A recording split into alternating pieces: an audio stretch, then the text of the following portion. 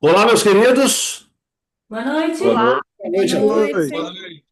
Tivemos aqui um momentozinho aqui de confraternização, né? Nós colocamos aqui o nosso assunto em dia, né? Nosso bate-papo em dia. Sejam bem-vindos. Deus abençoe vocês. Que Amém. mais uma noite aí a gente possa desfrutar das bênçãos de estudar a palavra de Deus. É muito bom revê-los, é muito bom ouvi-los, é muito bom estar com vocês. É muito bom estudarmos juntos a palavra de Deus. Eu gostaria de convidar agora o nosso amigo Marcos para ele nos elevar a Deus em oração, pedindo as bênçãos de Deus para esse momento. Vamos lá? Amém. Amém. Vamos orar então. Senhor nosso Deus, nosso Pai, Pai Santo, Pai querido, Pai eterno e amado, mais uma vez nos encontramos nessa noite para mais um estudo da Tua palavra.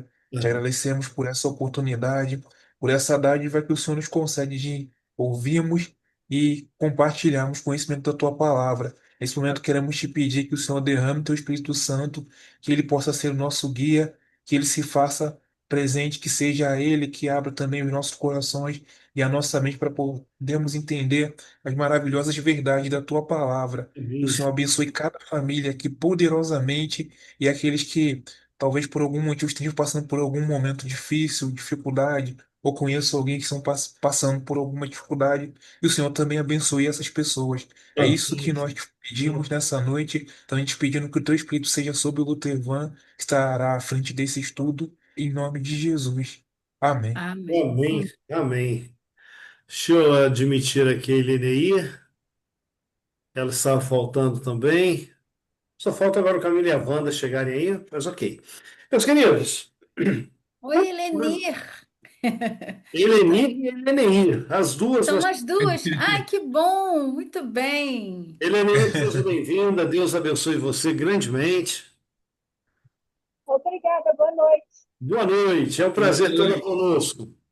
Bem, então olha só, na semana passada, quando nós estávamos aqui, nós falamos um pouquinho sobre a vinda de Jesus, certo? Vocês se lembram?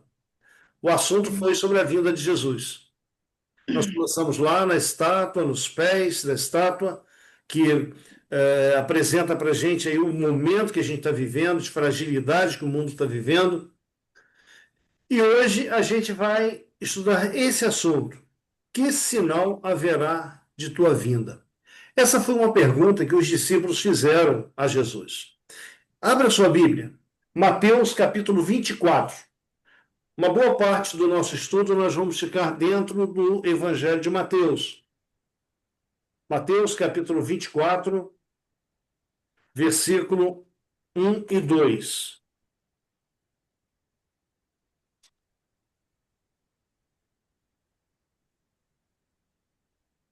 Mateus Mateus capítulo 24, é o primeiro livro do Novo Testamento, versículo 1 e 2.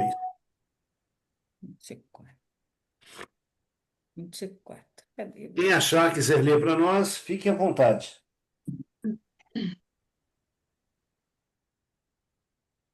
E quando Jesus ia saindo do templo, aproximaram-se dele os seus discípulos para lhe mostrarem a estrutura do templo.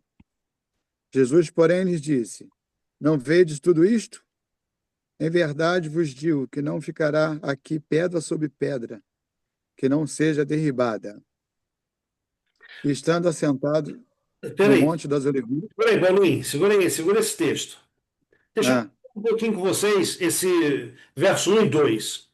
Veja bem, hum, o- nesse, nesses versos aqui, 1 e 2, aqui diz: Tendo Jesus saído do templo, ia se retirando de onde? De Jerusalém, retirando-se ali do pátio do templo. E os discípulos, eles olham para o templo, toda aquela magnificência, toda a beleza. O templo de Jerusalém, no tempo de Jesus, era todo ele construído em mármore branco. Então, assim, ao pôr do sol, olhar para o templo é, era uma coisa assim magnífica. E o templo também, ele era um orgulho para os judeus. No ano 46 a.C., um dos Herodes, ele resolveu fazer uma reforma no templo. Esse templo aí, ele vem lá do ano 515, quando ele ficou pronto, e agora no ano 46 a.C., ele é reformado. E muito dinheiro foi utilizado para a reforma do templo. Toda aquela estrutura foi jogada abaixo, vamos dizer assim, e o templo construído aí em mármore branco. Eu li um relato que, quando dava o pôr do sol, assim, à tardinha, o sol batia na parede do templo, né? E devido à brancura, era como que um espelho que refletia a claridade à luz do sol. E então a nação judaica ela tinha assim um orgulho de ter aquele templo. E os discípulos, quando saem do templo, eles nesse orgulho eles olham para Jesus e mandam Jesus olhar para a construção. A realidade é que nessa época o templo ainda não estava todo reformado. Ainda faltava muita coisa para ser feita. Né? Mas os discípulos, eles olham a estrutura e dizem para Jesus: Mestre, olha que estrutura. E Jesus dá um desaponto para eles, que eles não esperavam ouvir isso naquele momento. Jesus, eles vocês estão vendo tudo isso? Não vai ficar pedra sobre pedra que não seja derribada. Você já imaginou que balde de água fria que Jesus jogou ali nos discípulos? Eles tão pomposos, né, com a, com aquilo que era o orgulho deles, né, que era o templo, aquela obra fabulosa. E de repente Jesus chega e diz: Olha, não vai ficar pedra sobre pedra que não seja derribada. E eles saíram dali, eu diria que um pouco decepcionados com tudo isso que ouviram de Jesus. Aí sim, quando eles chegam no Monte das Oliveiras, ali uma certa distância de Jerusalém, eles intrigados, de repente cochichando sobre tudo aquilo que ouviram de Jesus, eles chegam para Jesus no Monte das Oliveiras e eles fazem essa pergunta, Paulinho, que está aí no verso 3. O que você lê aí? Posso ler? Sim. Estando assentados no Monte das Oliveiras, chegando a eles, os seus discípulos, em particular, dizendo: Dize-nos quando serão essas coisas e o sinal que haverá a tua vinda e do fim do mundo. Isso. Obrigado, Paulinho. Então, veja bem, olha a pergunta que eles fazem uma indagação para Jesus com duas perguntas, podemos dizer assim. A primeira: quando sucederão essas coisas? Que coisas? Aquilo que Jesus havia dito, que não ficaria pedra sobre pedra, que tudo seria lançado abaixo, que o templo seria destruído. Então, essa é a primeira pergunta: quando sucederão essas coisas? E a segunda pergunta: que sinal haverá da tua vinda? Pergunta difícil para ser respondida assim de imediato. Não é? Então, entenda uma coisa: a pergunta dos discípulos, essa segunda pergunta, ela está no singular. Que sinal, e não que sinais? Que sinal haverá da tua vinda? Então, na mente dos discípulos, alguma coisa assim extraordinária iria acontecer, que isso marcaria a vinda de Jesus, ou o dia da vinda dele. Ok? Então é sobre isso que Mateus 24 vem tratando, e é sobre isso que nós vamos tratar nessa noite. Então aqui está o texto que o Paulinho leu. Dize-nos quando sucederão essas coisas e que sinal haverá da tua vinda e da consumação do céu. Bem, por que eles estão fazendo essa pergunta para Jesus? Porque Jesus havia falado durante todo o seu ministério, havia falado para eles que ele iria morrer na cruz, iria para o céu, mas que retornaria. Lá em João 14 mesmo, quando ele disse, olha, na casa de meu pai há muitas moradas, ele também disse, não vos deixarei órfãos, voltarei para vós.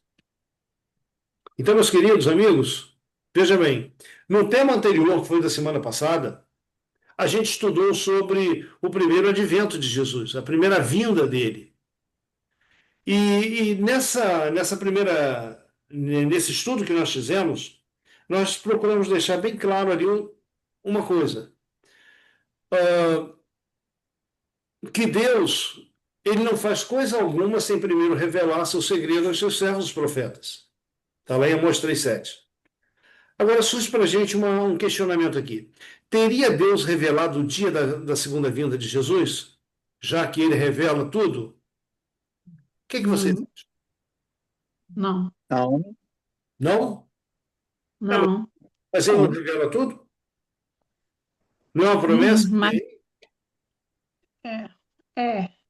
Acho que Mas isso foi a única coisa que ele não revelou, né? Ah, muito bem. esse aí Paulinho, para você ter uma ideia, em Apocalipse, capítulo 10, lá vem falando do mistério de Deus. Deus tem um mistério. E o mistério é exatamente esse. O dia A vinda de Cristo. o dia da segunda vinda. Isso ele não revelou.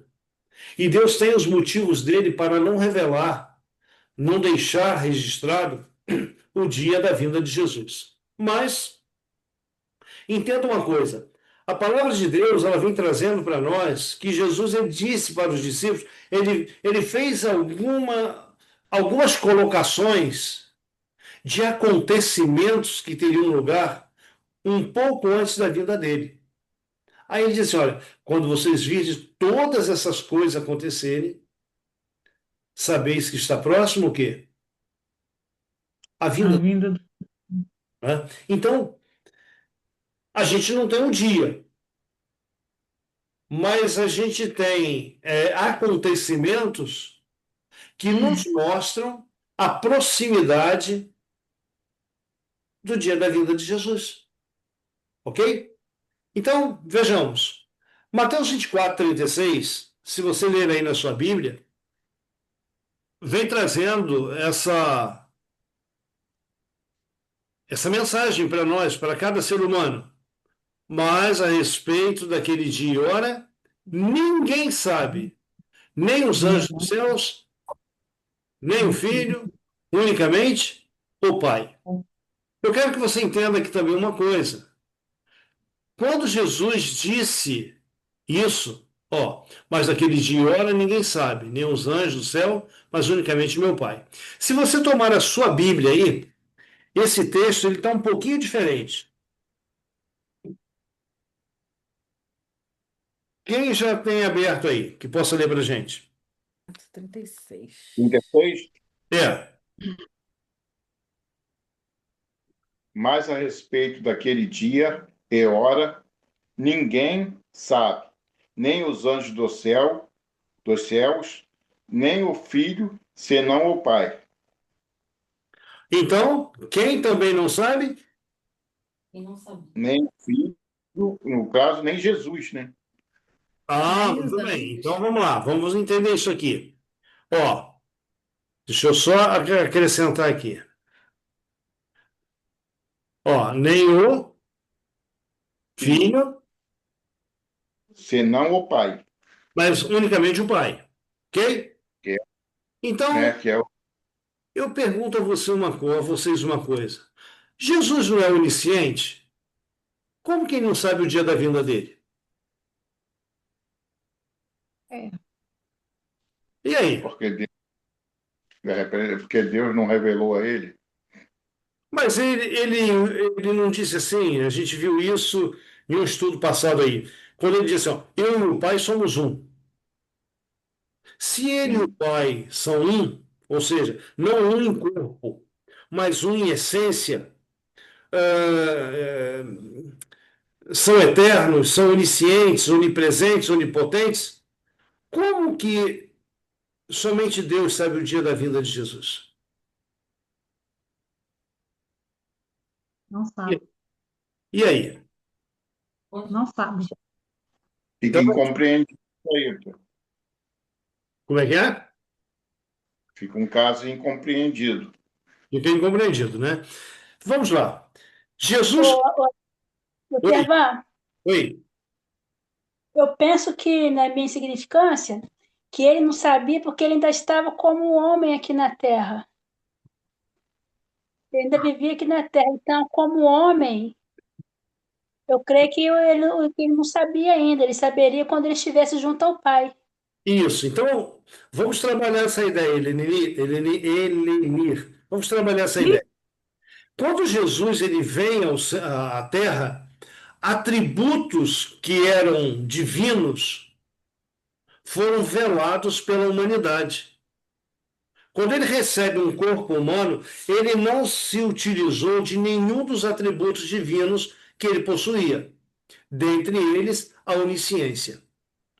Então você poderia me dizer assim, mas poxa, tem muitas situações, Letícia, que, que Jesus sabia que ia acontecer. Por exemplo, Natanael. Natanael, ele foi um dos primeiros discípulos a ter um encontro com Jesus. E Jesus disse para ele assim, olha, eu te vi lá debaixo da figueira.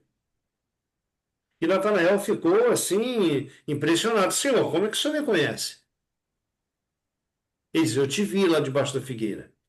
Então, tudo quanto Jesus sabia que ia acontecer, o Espírito Santo revelava para ele. Hum, Por quê? Jesus veio a esse mundo e ele viveu entre os seres humanos como um homem e não como Deus homem. Ele viveu como homem. Tanto que tudo quanto ele fazia, quando ele ia abençoar um alimento, ele pedia a Deus que abençoasse. Quando ele ia curar uma pessoa, ele pedia o poder a Deus para curar essa pessoa. Então, quando Jesus esteve na terra, a onisciência dele, ou seja, o conhecimento de todas as coisas, estava velado, porque ele era 100% homem. Tanto que todo o conhecimento das Escrituras que Jesus possuía, ele aprendeu através da sua mãe. Sua mãe o ensinou para ele. Ok? Então, gente, veja bem. Quando esse texto diz, mas daquele dia e hora ninguém sabe, nem os anjos dos céus, nem o filho, isso quer dizer o quê? Isso aí que Elenê disse. Jesus ele estava na condição humana. E realmente, na condição humana, ele não sabia o dia da vinda dele. Mas quando ele ressuscitou, subiu ao céu e recebeu todo o poder que ele tinha antes de vir a esse mundo, agora é inadmissível acreditar que ele não sabe o dia da vida dele. Até uhum. porque os três são um só, né? Exatamente, né? Então, É gente, igual eu tive na. Só um minutinho. oi. Igual eu tive na célula 2 semanas e foi muito legal uma explicação que foi dada lá para a gente entender as três pessoas, né? Em Deus, né? As três pessoas. E eles falaram que era numa linguagem infantil e eu achei assim perfeita. É, eles disseram, deram esse exemplo para a gente entender, né? Os três em um, né? De ser uma coisa só. Que o sol representaria Deus, né? O sol. O calor, né? A luz, né? A luz, aquela claridade era Jesus. E assim, e o calor, o Espírito Santo. Eu falei, nossa, foi assim, muito interessante a forma que foi passado para gente. Interessante, interessante. Não tinha pensado Uma- É, nesse ângulo ainda, né? muito legal, né? Então, gente, olha só, hoje Jesus, é um com o Pai, ele, ao ser assunto aos céus, quando ele deixa os discípulos, ele volta para o céu, ele reassume a onipotência, a onipresença, onisciência. Então ele sabe o dia da vinda dele. Mas mesmo assim, não foi revelado. Bom, por que não foi revelado? Porque poderia ser que pessoas tomassem a decisão de, Jesus vai vir dia 31 de dezembro de 2025, lá pelo mês de dezembro, ele ia colocar a sua vida em ordem. E não é isso que. Não é essa forma de preparação que Deus quer para nós. Deus quer que a gente viva o quê? Uma vida de crescimento diário na presença dele. E esse crescimento diário tem a ver com estudo da palavra, tem a ver com oração, tem a ver com comunhão, tem a ver com testemunho, tem a ver com louvor, tem a ver com o abandono do pecado, daquelas coisas que a gente gosta, não é? Então, é a nossa luta diária, até nós chegarmos num estado de perfeitos em Cristo. O perfeitos em Cristo também não é perfeito sem pecado, mas tem a ver com a perfeição moral nossa, né? Então vejamos. Interessante que em Mateus 24 e 25, a gente vai encontrar algumas vezes essa expressão aí, olha. Portanto, vigiem, ou seja, vigiai. Quem é que, quem é que assume, quem é que assume a posição de sentinela? Quando Jesus diz assim, ó, portanto, vigiem, porque vocês não sabem em que dia virá o seu Senhor. Vamos lá, deixa eu mudar a pergunta. O que que um sentinela faz? Ele vigia. Vigia, Vigilância, Ele vigia, alerta. ele fica em Fica alerta. esperta. Ele vigia o quê? Tudo. Tudo. Seus olhos estão atentos a tudo que está ao seu redor. Mas ele está de um ponto privilegiado, olhando para fora, para que ninguém de fora entre. Ok? Para que ninguém de fora invada o seu território, seu castelo, sua casa e etc. Só que nesse texto aqui, Jesus está dizendo assim, ó, portanto, vigiem. Quem deve vigiar? Eu, você. Vigiar o quê? O que nós somos convidados a vigiar? A nossa vida. A nossa vida, os nossos corações. Por quê? Porque existe um inimigo que espreita as nossas vidas e ele faz, vamos dizer, tudo que está ao seu alcance para que a gente perca a coroa que Cristo foi preparar para nós. Então, aquele dia da vinda de Jesus, ela vai vir, segundo a Bíblia, vai vir de improviso, a hora em que menos esperam, mas não para aquele que está vigiando. A vinda de Jesus será improviso para aquele que não está vigiando, ou seja, vai ser de improviso para o mundo, para aquele que não se preparou. Então, quando você está sintonizado com Deus, você está preparado, você está vigiando. Para quê? Para que Satanás não tire de você aquilo que Deus te deu. Interessante que em Apocalipse, Marcos, tem uma passagem que diz: guarda o que tens para que ninguém tome tua coroa. a tua coroa. Então você já tem, o apóstolo Paulo falou assim, ó, a coroa da justiça me está guardada, e o Senhor justo juiz me dará naquele dia. Não somente a mim, mas a todos que amarem a sua vinda. Então todos aqueles que estão se preparando, vamos dizer assim, Claudinete, você já tem uma coroa lá nos céus. Amém.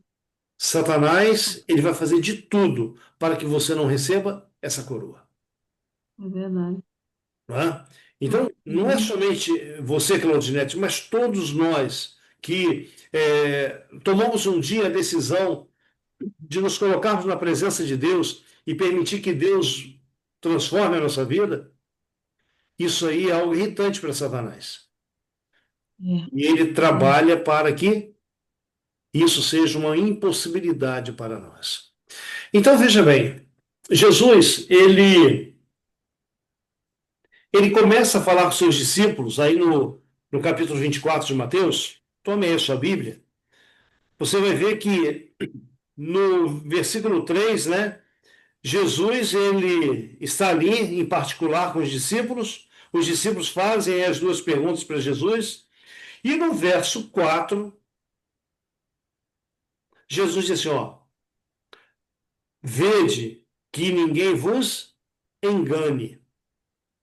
Vede que ninguém vos engane. É interessante que esse vede, que ninguém vos engane, seria o mesmo que Jesus estivesse dizendo assim, ó, é, capítulo, verso 44, 24, 44. É a mesma coisa. O que Por isso, seria aí? ficai também vos apercebidos, porque a hora em que não cuidais, o Filho do Homem virá. Letícia, lê também, por favor, 25, verso 13. 25, 13. Vigiai, pois, porque não sabes o dia nem a hora. Vocês repararam? Veja, no verso 3 no verso 4 do capítulo 24, e ele lhes respondeu: Vede que ninguém vos engane. E está chamando a atenção dos discípulos. No verso 44, ó, fiquem apercebidos. No verso 3 do capítulo 25, ó, vigiai. Então, esse chamamento de Jesus aqui, para quem? É para os seus filhos. É para aqueles que estão se preparando para os céus. Então, a pergunta que chega para nós é: Satanás vai procurar enganar quem? Nós. É isso? Nós, É isso aqueles que mesmo? estão. Ah, então vamos ver lá. Olha só. Capítulo 24, verso 24. 24, verso 24. Quem lê aí pra gente? Porque surgirão falsos cristos e falsos profetas, operando grandes sinais e prodígios, para enganar, se possível, os próprios eleitos. Ah, Marcos, então veja bem. Nesse texto aí vem dizendo para nós que existe um grupo de pessoas a quem Satanás quer enganar. Quem são eles? Ali é chamado de eleitos, né? A Eleitos. igreja, né? Em algumas outras versões, escolhidos. Não. Então, gente, entenda uma coisa: você é um escolhido de Deus. Você é um eleito de Deus. E a ira de Satanás é contra esse grupo aí de eleitos. Então, os sinais, prodígios, tudo que o inimigo fará no mundo tem como objetivo atingir você, enganar você. Agora, entenda uma coisa. Uh, esses enganos satânicos, eles não são como o preto no branco. O preto no branco é fácil de você distinguir. Aqui vem dizendo que seriam enganos tão perfeitos que, se possível fosse, enganariam os escolhidos. Então, aí nós temos a necessidade de estar aqui, em completa, em total sintonia com a palavra de Deus. É examinar, é estudar, é buscar fundo na palavra de Deus, a orientação de Deus. Por quê? Se a gente tiver um conhecimento superficial, você pode ter certeza de uma coisa: seremos enganados. Outra é a gente ficar pensando assim, né? Tem muita gente que às vezes vai na igreja ali porque viu, né, o pastor curando, fazendo sinais e prodígios, né? Só que a fé de ninguém deve ser baseada nesses sinais, né? Mas sim na palavra de Deus, né? Para que não Sim, seja Marcos, enganado. é verdade, é verdade. Não é? Uma outra coisa que a gente pode observar aqui também, há 2 ou 3 estudos atrás que nós fizemos, nós falamos sobre a origem do mal. Para enganar, Satanás ele se transfigura em quê? Anjos de Em luz. anjo de luz. Ele não vai vir como um dragão vermelho com chifre na mão, chifre na cabeça, tridente na mão. Não, ele não vai vir dessa maneira. A gente falou um dia desse: se isso acontecesse, não ficava um. Não, mas ele vai vir como? Ele vai vir como um anjo de luz. Para Jesus lá no deserto, ele se apresentou como um anjo de luz. E para você não vai ser diferente, para mim não vai ser diferente. ele é astuto, né? Então, essa colocação de Jesus, olha, preste atenção que ninguém vos engane. Por quê? Porque virão falsos, não, pois muitos virão em meu nome dizendo o Cristo sou Eu eu, sou e enganarão muitos.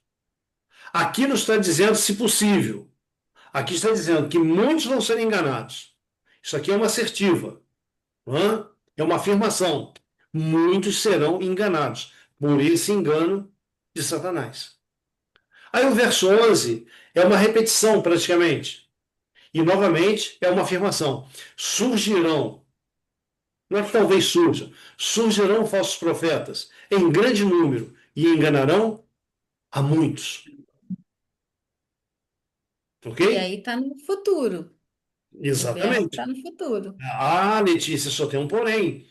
Esse futuro aqui foi dito há 2000 anos atrás. Não foi dito no passado, tá dito no tempo futuro, isso aí. Exatamente, né? Mas foi dito que no passado, Sim, há Ô, 2000 anos irmã, atrás. Então, há dois eu mil acho que aí. até Paulo chega a citar que já estavam já surgindo já, né, no tempo dele, né? Sim, sim, ele chama de lobos devoradores, né? João, quando João escreve o evangelho dele e a primeira carta, é exatamente condenando o quê? Esse grupo que já estava entrando na igreja naquela época para destruir a fé nas escrituras. Então, entenda uma coisa: nos últimos dias também surgirão pessoas se fazendo passar por profetas que desvirtuarão aquilo que a palavra de Deus ensina. Na Isaías verdade, desde 58. sempre, né? Na verdade, desde sempre, porque eles mesmos não aceitavam, né? Quando eram os profetas de verdade, né? Sempre, desde sempre, né? Teve essa coisa de confundir todo mundo, né? Sim, Letícia, é verdade.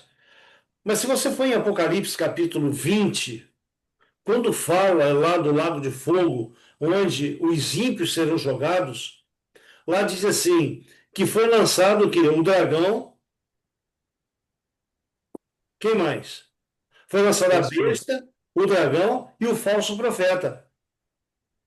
Então, nos últimos dias, Apocalipse está deixando bem claro que haverá ou pessoa ou pessoas profetizando falsamente. Ok? E como que a gente sabe que se uma pessoa profetiza verdadeiramente ou falsamente? Através de quê? Os frutos da palavra de Deus, né? Através da palavra de Deus. A palavra de Deus ela nos dá aqui as orientações.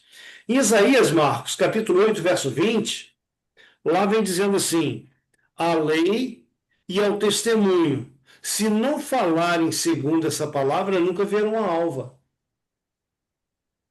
Então, o que é a lei? A lei não são os 10 mandamentos. A lei é a palavra de Deus, onde contém todos os ensinamentos de Deus.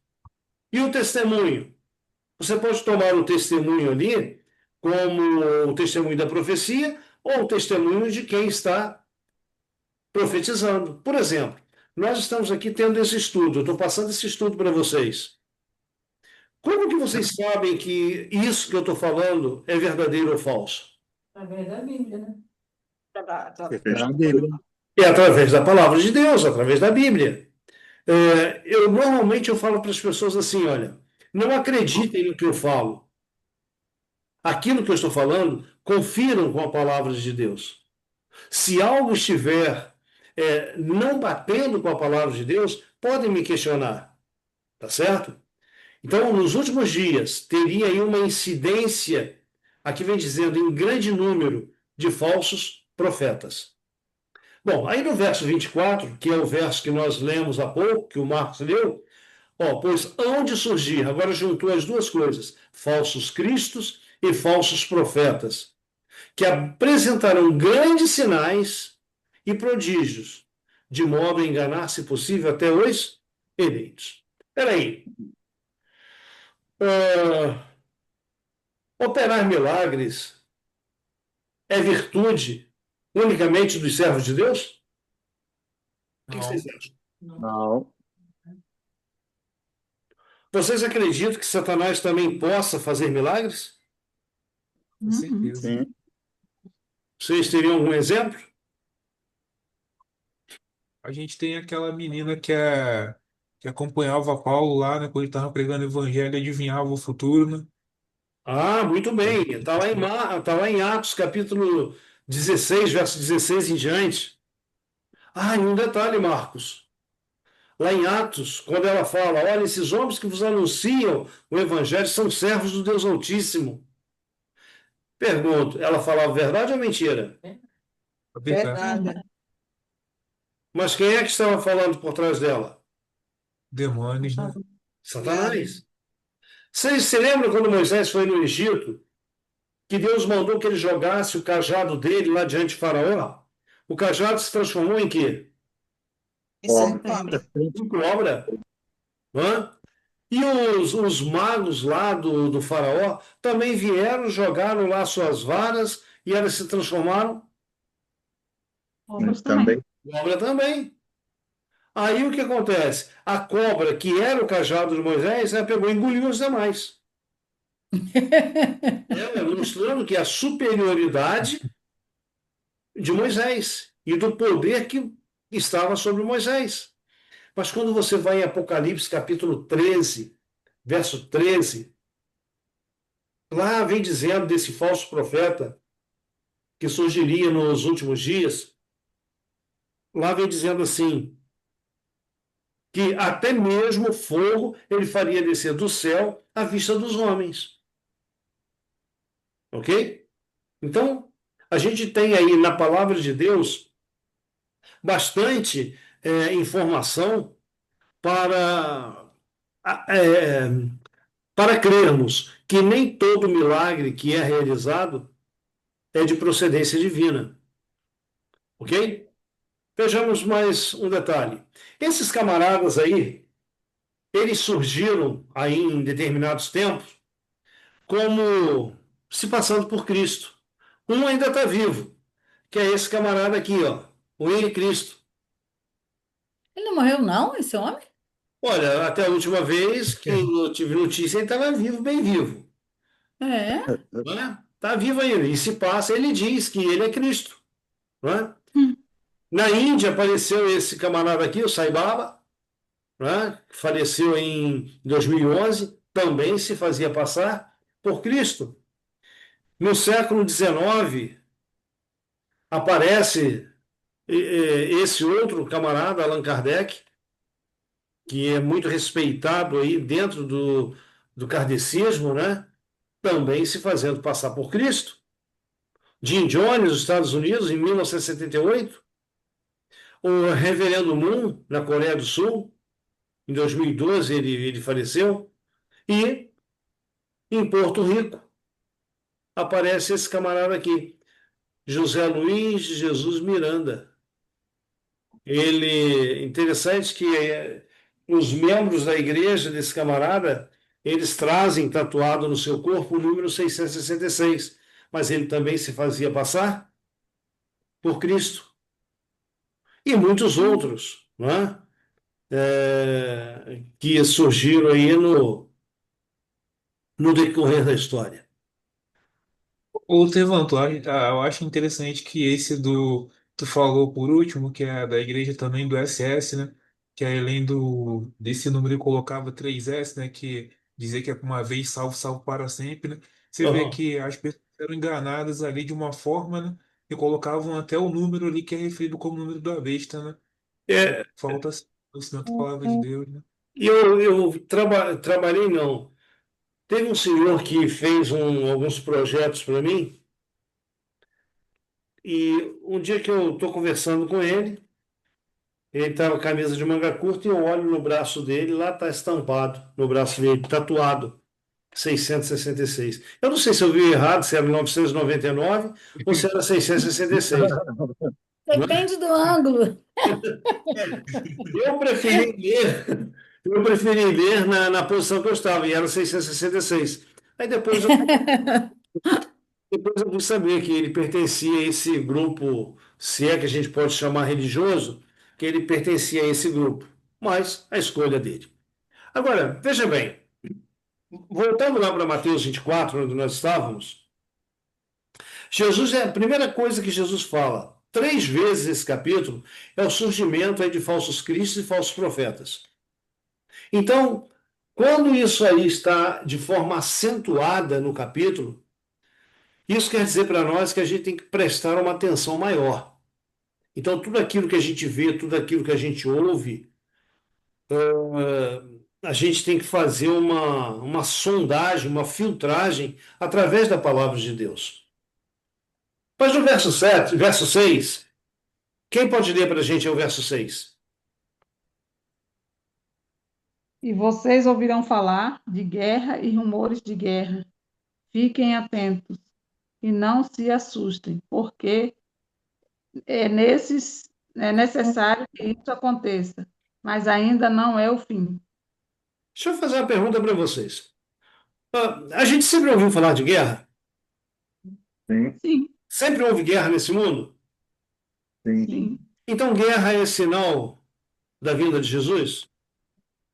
Não, não, Sim. não. Não, Acho que se intensificaria, né? Olha, por que que eu fiz essa pergunta dessa maneira? Acabou eu tirando de vocês sim e não. Não, porque Digamos que agora a gente está numa intensidade maior, né? Se for pensar na intensidade,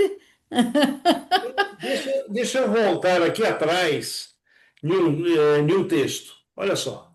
Opa, é o contrário. Tá vendo? Olha só o texto. Opa, aqui. Dize-nos quando sucederão essas coisas, destruição do templo, e que sinal, e não e que sinais. Então, tem um sinal específico para a volta de Jesus. E começo dizendo para vocês que esse sinal específico não é guerra, ou não são guerras, mas está dentro desse capítulo escatológico que apresenta acontecimentos dos últimos dias. Então, Letícia, concordo com você.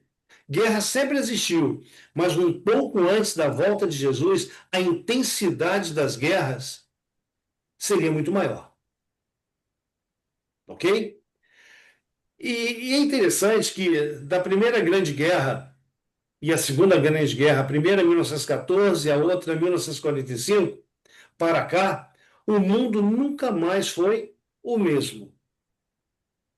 É interessante que a Primeira Grande Guerra e a Segunda, elas foram travadas para colocar o mundo em um estado de paz. Agora, olha o preço que foi pago. Mais de 70 milhões de mortos. 20 milhões na Primeira Guerra, 50 milhões na Segunda Guerra. Então, a guerra, ela é um ato estranho. Sempre, quando você lê a Bíblia que haviam guerras no passado, era um ato estranho. Por quê? A guerra, para promover a paz, primeiro ela tem que destruir. É estranho. Mas de 1914 para cá, o mundo nunca mais foi o mesmo. Tenho isso em mente. Esse jornal aí, Metrópolis, no dia 4 de janeiro de 2025, ou seja, ah, um pouquinho mais de 10 meses atrás, olha quantas guerras estavam no mundo. 134. Dá para a gente acreditar nisso? Olha que você tinha falado de 60 e poucas, né? Eu já tinha achado muito. Um outro estudo que nós fizemos, Letícia, ah, 160 e poucas, era 60 e poucas, né? se eu não me falha a memória, era 67 guerras. Você Nossa, mas mudou, 67 foi para 134. é. Isso, olha só, Devem chegar a 305 milhões, nossa, a buscar ajuda. exatamente. Então, olha só, essa repórter aqui, Toledo, ela atualizou isso aqui, ó, em 4 de janeiro de 2025. E olha o que ela coloca. Isso aqui foi da ONU. A ONU, 134 guerras no mundo, devem levar 305 milhões de pessoas a buscar ajuda. Então, a projeção da ONU é de que 305 milhões precisarão de assistência humanitária para sobreviver em 2025. Aí você olha, dentro dessa condição aí, você vê o Oriente Médio, Afeganistão, Paquistão, Mianmar, Sudão, Nigéria, que mais? Rússia e Ucrânia. E isso, guerras. Guerras assim que a gente vê estampado nos jornais. E aqueles Rio de Janeiro. Rio de Janeiro. olha, poucos dias atrás, Rio de Janeiro, conflitos estão que espalhados aqui, ó, dentro desse 134, em todo o mundo. Então é uma loucura. Esse mundo que a gente está vivendo é uma coisa de louco. Você não tem segurança em lugar algum, não é? Então vejamos. E fome? Cerca de 1 bilhão de pessoas vive abaixo da linha da pobreza. A gente fez esse estudo ano passado, era a mesma margem de 1 bilhão de pessoas para hoje. Mas eu pergunto para vocês: sempre houve fome no mundo? Sim. Sempre houve. Sempre, sempre. É, então, fome seria um dos sinais da volta de Jesus? Também. Também, né? A fome, nos últimos dias, ela está mais intensa do que há 100 anos, que há 200 anos atrás. E à medida que nos aproximamos da vinda de Jesus, a fome ela terá sido muito mais intensificada. Aí você pode colocar mudanças climáticas, o egoísmo humano. Você pode colocar, olha só que tristeza essa cena. No lixão, né? Não é? No lixão, olha essa criança aqui embaixo. Parece que ela está comendo alguma coisa encontrada no lixo. Não é? Então, veja bem, a cada 5 segundos morre um ser humano no mundo por fome. Mas aí, Lutevão, tu vê, muitas coisas são jogadas fora, né? Sim, olha aqui. Olha essa outra cena aqui. Isso é uma matéria aí publicada recentemente, desperdício de alimentos. Então, gente,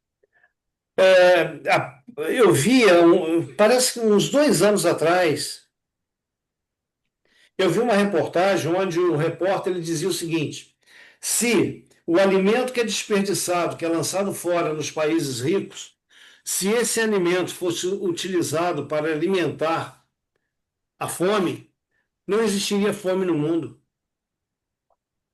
Uhum. Então, deixa eu dizer algo mais. Você sabia que a fome gera dinheiro? Que a guerra gera dinheiro? Uhum.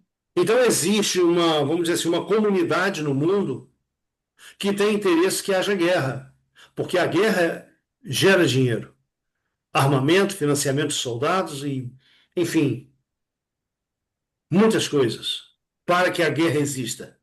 E a fome também. Mas como que a fome gera dinheiro?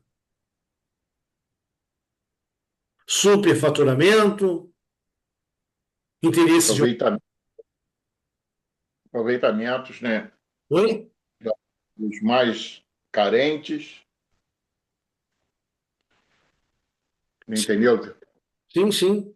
Né? Então alguém paga a conta. Né? Veja, uma multidão paga a conta para que uma minoria lucre muito. Né? E assim vai. Agora, veja, terremotos.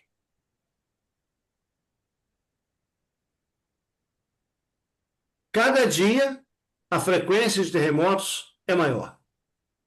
Parece que o planeta ele está sendo sacudido. Sacudido. E não estamos livres. Nós estamos livres em qualquer lugar onde você esteja, por mais seguro que pareça, você pode simplesmente o quê? Estar num terreno movediço. Quem diria aí que há 2 anos atrás, 2, 3 anos atrás, a gente teria aquele desastre que houve em Petrópolis? Tantos mortos. E isso aqui, essa semana, você vê um tufão, um ciclone, lá no Paraná. Quantos minutos, Sandra? Foi 1 minuto. 1 minuto, segundo Sandra aqui, 1 minuto, onde ele passou, ele devastou tudo. Eu vi isso, a reportagem. Acabou com uma cidade. Acabou com a cidade. Viu uma reportagem do velhinho chorando, ele dizendo: eu perdi tudo, só fiquei com os documentos. Gente, então esse mundo que nós vivemos, ele está nessa condição, ele está caminhando rápido para a sua destruição. E Jesus diz que no verso 7, olha, lá no verso 7 diz assim, olha, porquanto se levantará nação contra nação, reino contra reino. Haverá fomes, terremotos em vários lugares. Algumas Bíblias trazem assim, pestilências também em vários lugares. Ok? Terremotos. Lá no primeiro século, era uma coisa assim, rara. Hoje é comum. Existe uma agência americana, é, o SGS, né? Ela monitora os terremotos no mundo, vulcões, esse negócio. No último estudo que a gente fez, eu fui lá, busquei, na hora que a gente estava fazendo o estudo, eu fiz isso hoje também, ó, dia 10/11, às 18h17. Terremotos no mundo, earthquakes, são terremotos. Terremotos no mundo a partir de 2,5 na escala Richter. Hoje, nas últimas 24 horas, o mundo sofreu 47 terremotos, desde pequenos tremores, 2,5, até tremores maiores. Nossa. É muita coisa. Só que não é divulgado, porque não é do interesse da mídia. Isso aí não é divulgado, gente. Mas está lá. Você pode entrar nesse. Só você botar essa sigla lá, o SGS, e você vai confirmar isso aí. Vulcões, terremotos que estão aí acontecendo no dia a dia. Isso é monitorado hora a hora. Se eu for lá agora e entrar nessa tela, possivelmente já tenha alterado isso aí. Ok? Outro detalhe. Quando Mateus 24, verso 7, alguém tem aí a Bíblia, a versão que fala de pestes ou epidemias, pestilências? Está no verso 7. Não, no 7, aqui está reino contra reino, nação contra nação. Haverá fomes, terremotos em vários lugares. No Não fala de 7. pestilência, não, Fala em né? peste. Fala em peste. Quem tem? Paulinho. Não, a minha fala em peste. Peste e terremotos. Em Obrigado. vários No lugares. 7? No Peste. 7? Pestes. É. Olha só. É interessante, Paulinho, que algumas versões, elas não trouxeram pestes, como a minha aqui não trouxe. Não é? Só diz, por conta se levantará nação contra nação, reino contra reino, e haverá fomes e terremotos em vários lugares. Mas Exato, igual a minha. algumas versões trazem pestes. Gente, a sociedade médica, a última vez que eu fui ao dentista, eu e Sandra, a gente terminou ali a consulta e a gente parou para conversar um pouco. Ele virou para mim e falou assim: Lutervan, a sociedade médica está assustada. O que foi, doutor? Olha, nesses últimos dias tem surgido doenças que a gente não sabe a origem. Pessoas que estavam com câncer praticamente extinto, ele voltou na sua total força. E nós não sabemos o que fazer, os médicos não sabem como tratar.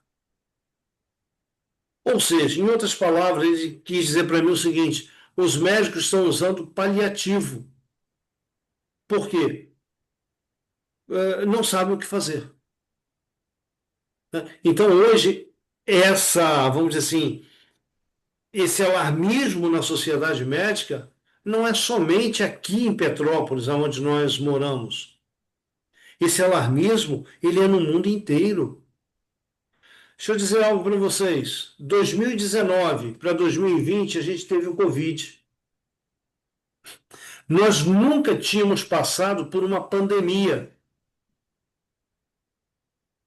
A gente passou aí por epidemias como a peste negra em 1347, a cólera em 1817, a gripe espanhola em 1918. Essas epidemias aqui, essas três, mataram aí milhares de pessoas, mas foram situações localizadas. Mas o Covid não. O Covid atingiu o mundo inteiro.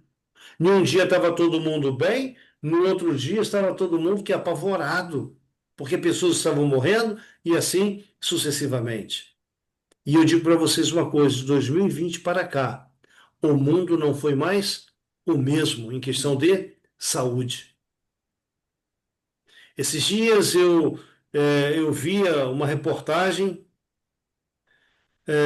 onde o entrevistador ele falava de doenças de pessoas idosas, crianças tendo infarto, AVC, né? Nossa, Não é. Gente, As ultimamente. vacinas, Oi? as vacinas da Covid estão causando tudo isso. Eu não vou aqui afirmar isso, mas, Paulinho, é estranho, não é? Ué. Estranho. O, doenças que estavam extintas Voltando. estão voltando. Então, Tuberculose. a tuberculose, eu vi aí uma reportagem também, o repórter ele dizendo que a tuberculose estava extinta no mundo, e em muitos lugares ela está voltando. E isso aí é preocupante para a rede de saúde. Por quê? Gente, entenda uma coisa. Ah, essas doenças, se elas voltarem com toda a tecnologia que há hoje no mundo, é muito difícil controlar. Uhum. Espalhar. Ontem, es- ontem eu estava Oi?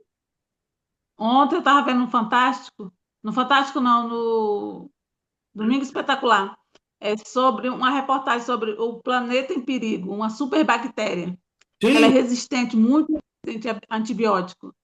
E ela está em todo lugar, essa superbactéria. E é muito resistente a antibióticos, os médicos não estão sabendo o que fazer. não estão sabendo o que E já fazer. está por aí, E exatamente. você vê. E já tá por aí. Então, gente, olha só, essa é a realidade que a gente vive. O nosso alimento está envenenado, a nossa água está envenenada, o nosso ar está envenenado, o planeta está envenenado. Uhum. São tantas drogas lançadas aí no alimento, na água, diariamente, né? E a gente está exposto a tudo isso. Então, o que fazer? O que fazer? Essa é a questão, não é? Mateus 24, 29, Jesus deixou bem claro uma coisa: olha, o tempo do fim é chegado. Mas quando que seria o tempo do fim? Ou quando começaria o tempo do fim? Mateus 24, 29. Nós temos aí essa passagem. Alguém pode ler para a gente logo depois?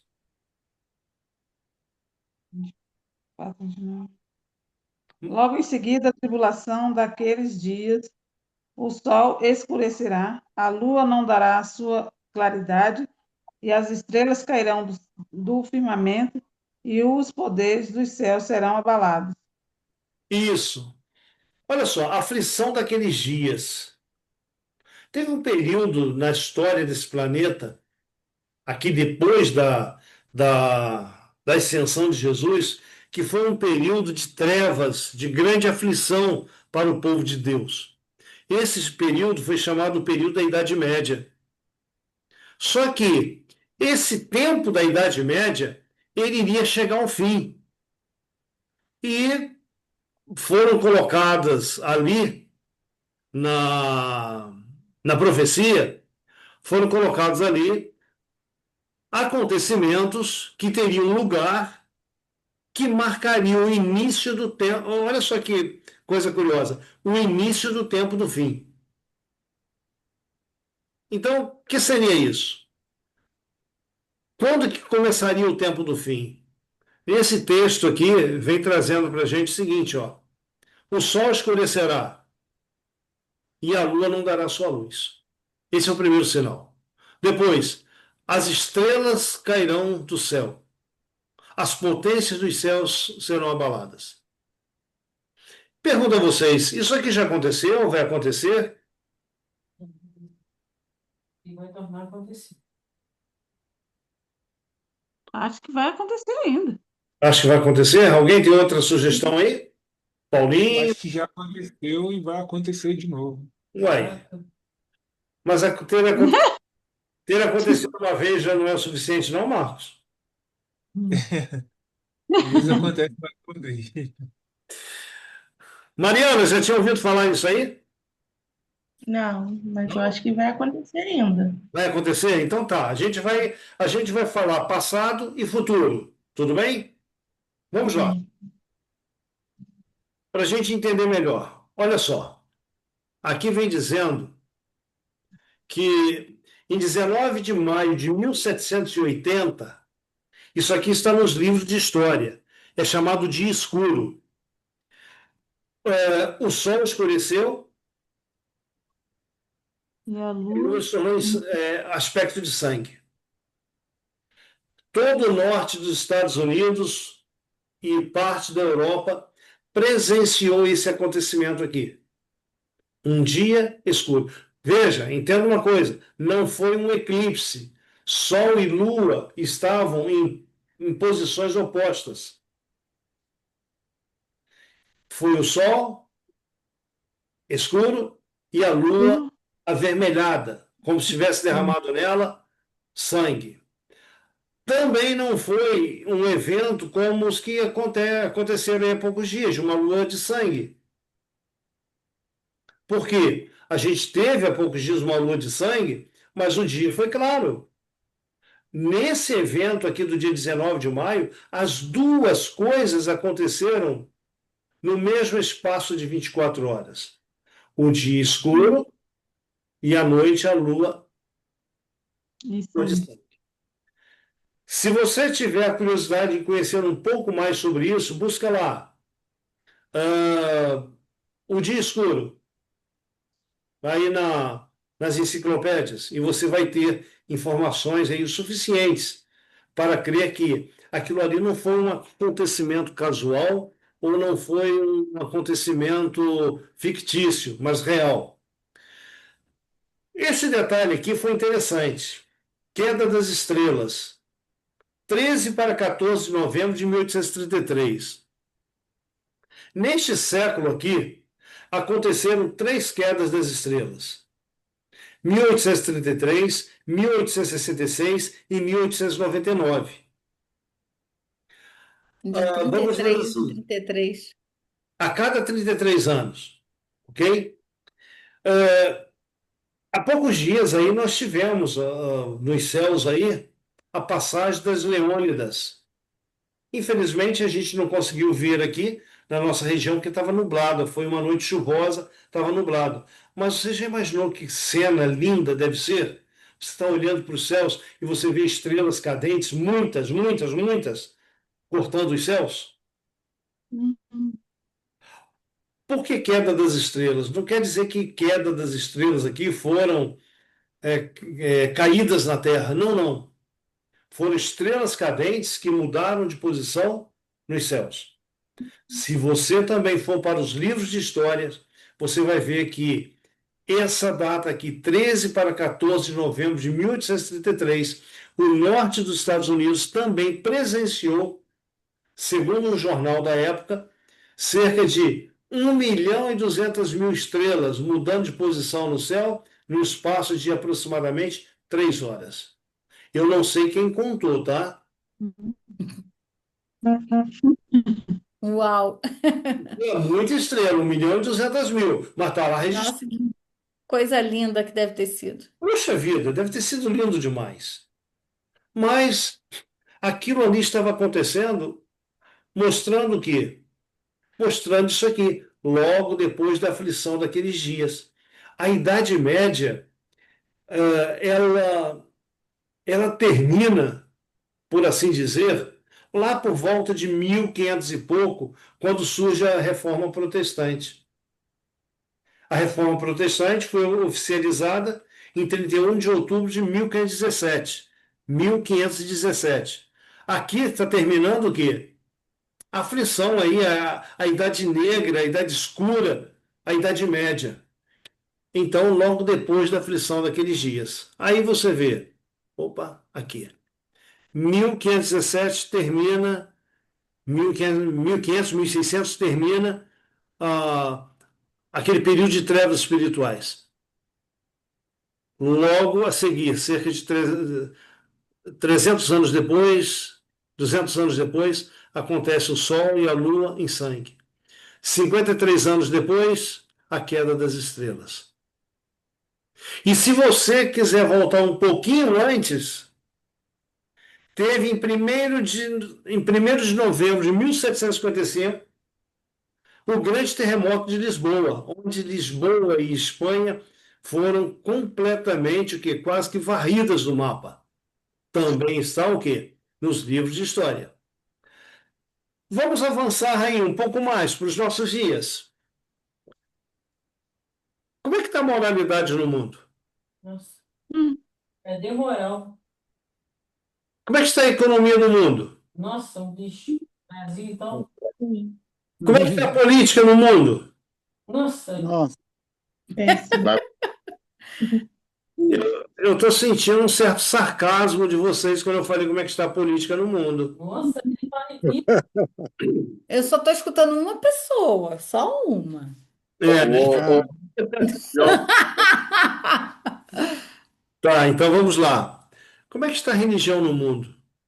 Ih, rapaz.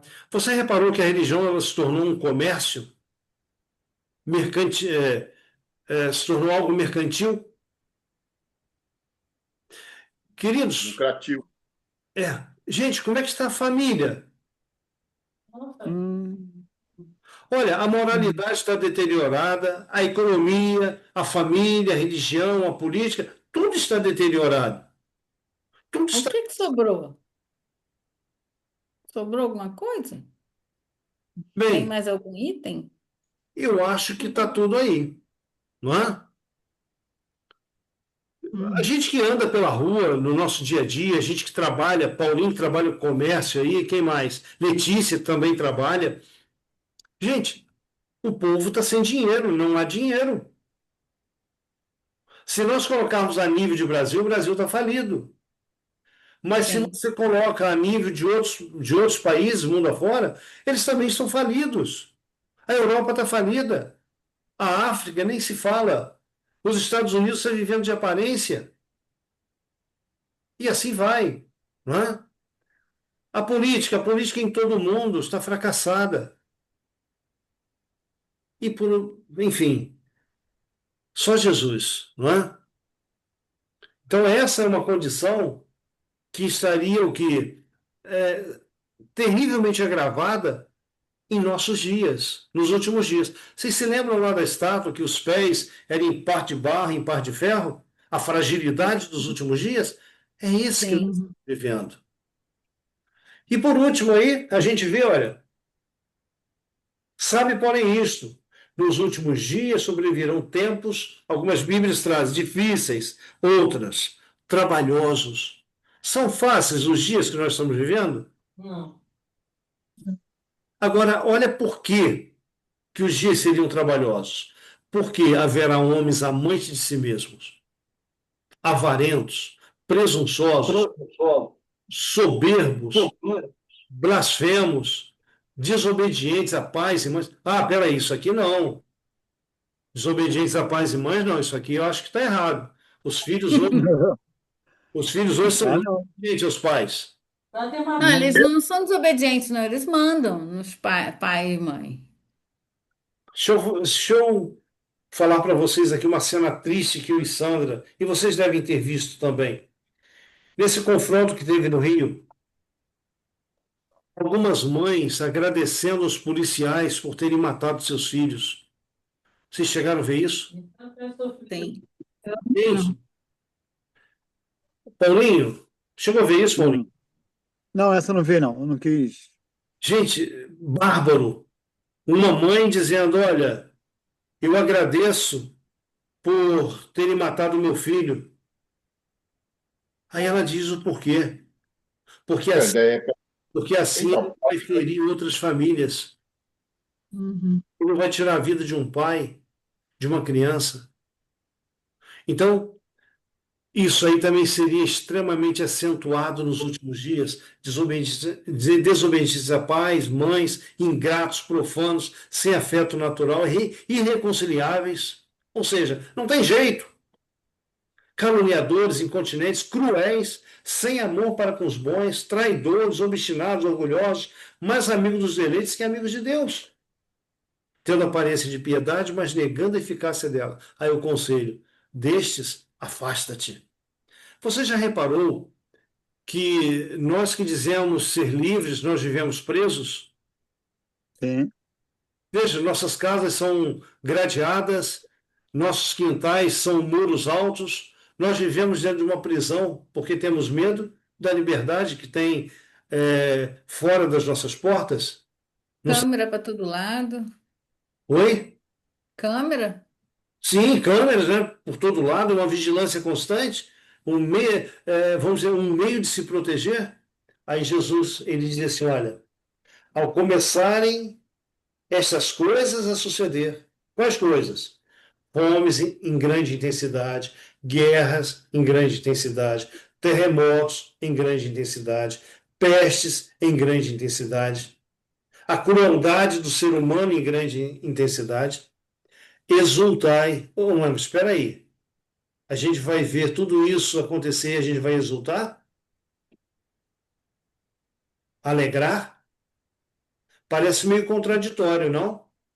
Porque está próxima a vinda do Filho do Homem. Exatamente. A alegria não é porque essas coisas estão acontecendo.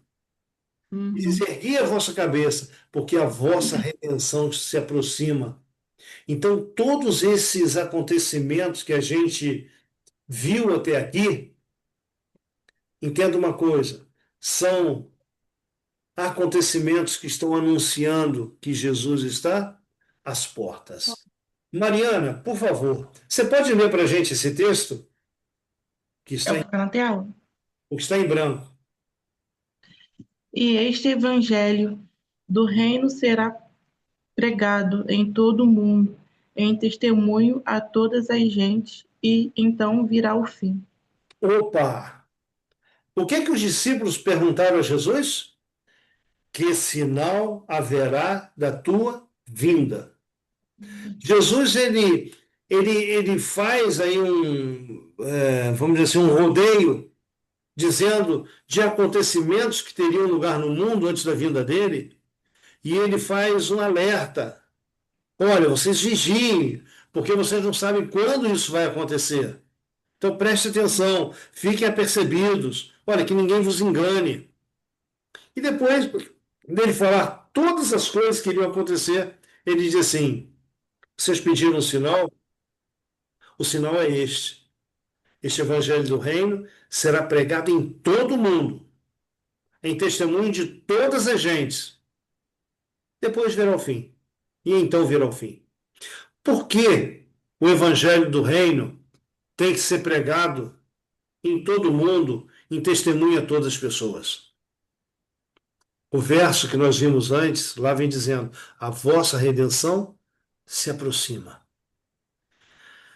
Gente, uma das belas coisas que Deus deu a você e a mim é algo chamado livre arbítrio. Só que para você tomar uma decisão, você tem que conhecer os dois lados. O lado ruim, o lado mal desse mundo, o lado cruel, a gente já conhece. Então Deus apresenta para a gente o lado bom, que é a salvação nele. Da mesma forma como nós tivemos o livre-arbítrio para viver uma vida de erro, uma vida de pecado, ele nos oferece o lado bom e também nos dá o quê? O livre-arbítrio de permitir que ele entre em nossas vidas e faça uma mudança. Então, vou citar novamente. Apocalipse 2, verso 20, Jesus diz assim: eis que estou à porta Bato. e bato. Se alguém ouvir abrir a porta, eu entro, vou cear com ele e ele comigo. Então, Apocalipse 3, né? 2 não. 2:20. Não, 3:20, 3:20. 3 verso 20. Isso aí, obrigado, Eleni. Apocalipse 3:20, né? Estou à porta e bato. Bato. Queridos, cada pessoa nesse planeta, antes da volta de Jesus, terá a oportunidade de conhecer sobre a vida eterna, sobre o plano da salvação. E terá a oportunidade também de tomar a sua Decisão. decisão. Isso daí vai prolongar um pouco. O que parecia estar tão perto ainda vai atrasar bastante ainda. Letícia, você acha que isso é uma realidade? Acho. Você acha que isso corresponde realmente aos fatos? Sim. É? É. Então, deixa eu dizer uma coisa para você. Deus gostaria muito que nós, que eu, você, Paulinho, nós que estamos aqui e os filhos dele em todo o mundo, se envolvesse na pregação do Evangelho para que o Evangelho chegasse a toda parte. Só vou dizer uma coisa para você. Se depender de mim, de você, da igreja, Jesus vai voltar daqui a 100, 200 anos. Pois é. Bom, e daqui a 100, 200 anos, esse mundo não vai ter 8 bilhões de habitantes. Esse mundo, cada pedacinho de terra vai estar sendo disputado por pés. Sim. Né? Então, qual é o plano de Deus diante disso? Se Deus esperar por mim, esperar por você, isso não vai acontecer. Mas quando eu olho lá para a igreja primitiva, eu vejo algo que Deus fez. E que, se dependesse da igreja, daquele grupo pequeno que existia naquele tempo, o evangelho também não teria chegado a nós. Lá nos dias dos apóstolos, eram 120 pessoas somente que receberam o Espírito Santo. Foram os 12, mais, vamos dizer, 108, vamos dizer assim. Eles fizeram uma obra tão grande, tão maravilhosa, cheios do Espírito Santo, que no primeiro século todo o mundo daquela época tinha sido evangelizado. Sem os recursos midiáticos que nós temos hoje. A mídia e tudo mais. No primeiro capítulo, eu acho que é 1 verso 6, 1 verso 8 de Romanos, e Colossenses, 1 verso 6, 1 verso 8. Lá vem dizendo que o evangelho chegou ao mundo inteiro. Tornou-se conhecido. Pergunta a você, quem foi que operou aquilo? Foi o homem ou foi Deus? Deus, acho que foi Deus. Deus. Foi Deus quem operou. O homem, ele não tinha condições, mas aqueles poucos homens se dispuseram a isso. Nos últimos dias não vai ser diferente. Apocalipse é muito claro em dizer que Deus vai usar um punhado. Para quê? Para evangelizar um mundo tão grande. A grande questão é, esse punhado, eu e você vamos estar incluídos nele? Eu não sei. É impossível saber. Eu não sei. Mas a certeza eu tenho que Deus vai usar um punhado de pessoas para fazer uma obra que a sua igreja, com milhões de pessoas, poderia ter feito e não fez. Então, Deus ele não depende Ele não depende de eu me envolver na pregação do Evangelho para ele terminar, levar o Evangelho ao mundo inteiro. Ele gostaria que eu me envolvesse. Mas se eu não quiser, Jesus disse: se vocês não falarem, as pedras falarão.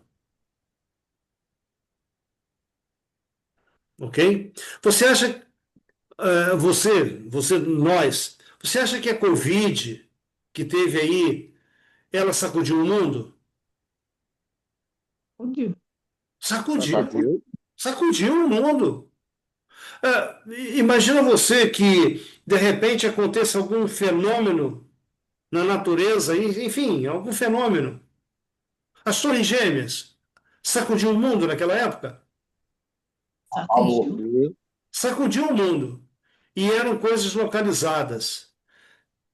Então imagina que Deus ele pode fazer alguma coisa para que o mundo seja sacudido em um instante. E ele vai fazer. Apocalipse 18, verso 1 fala isso. Que ele vai iluminar o mundo com a sua glória e vai dar um recado para o mundo. Sai dela, povo meu. Sai do erro, povo meu. Quem aceitar, maravilha. Quem não aceitar, bom, vai ter as consequências da sua decisão, ok? Então tenha em mente uma coisa, Mariana, Paulinho, Letícia, Claudinete, você que vai ouvir essa live depois, tenha em mente uma coisa: Jesus está voltando. E ele vem por tua causa. Ele tem grande interesse em você. Ele tem grande interesse em mim. Mas ele só pode fazer a minha vontade, a tua vontade. Se você se preparar, ele vai colocar sobre a tua cabeça uma coroa de glória. Vai te dar um corpo novo, uma vida nova. Mas o que não receber isso vai ficar nesse mundo e esse mundo vai ser purificado pelo fogo.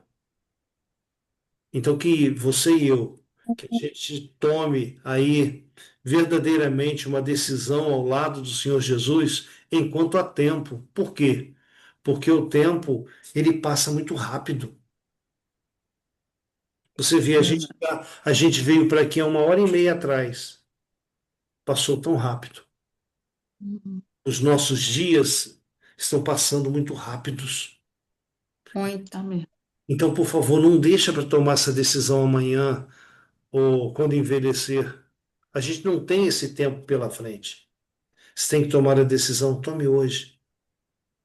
Tome hoje. Diga para Deus: Senhor, eu estou aqui, por favor, me resgata, por favor, me salve. Se você permitir isso, Mariana, se você permitir isso, Roberto, se você permitir isso, Paulinho, cada um de nós. Você que vai assistir essa live depois, se você permitir isso, Deus fará conforme a tua permissão. Então permita a Deus ser o primeiro, o melhor e o único em tua vida. Amém? Deus abençoe. Amém. amém. Vamos orar? Maravilhoso Deus e bondoso Pai, nós te louvamos, Senhor, porque o Senhor deixou na tua palavra informações, não para sabermos o dia e a hora da vinda de Jesus, mas a proximidade. E tudo aquilo que o Senhor falou que estaria acontecendo nos últimos dias, Senhor, está acontecendo em nossos dias. O teu evangelho é o sinal que o Senhor deixou de que o mundo precisa conhecer o Senhor. Tomando ou não uma decisão, precisa conhecer para que então o Senhor venha. Por favor, nos torne teus arautos nesse mundo, na esfera em que vivemos, que nós possamos ser tuas testemunhas para aqueles que nos rodeiam. Te pedimos essas bênçãos e te agradecemos desde já, em nome de Jesus.